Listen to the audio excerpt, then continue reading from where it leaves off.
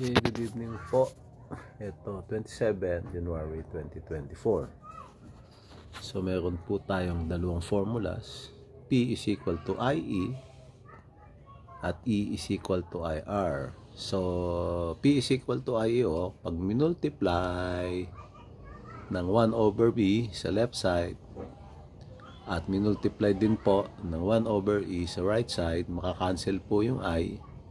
So, lalabas po, I is equal to P over E bilang isang equation 1.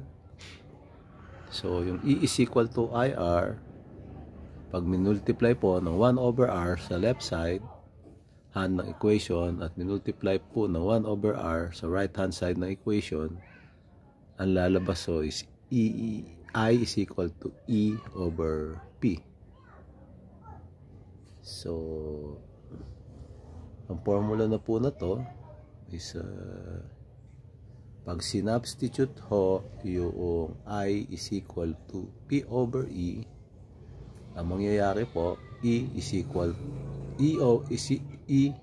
over R is equal to P over E. So lalabas mong equation is P is equal to E squared over R.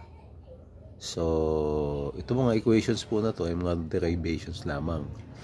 At mga exercises po ito na ma-derive yung mga formulas na yan kasi may mga table na po yan para hindi ho natin makalimutan.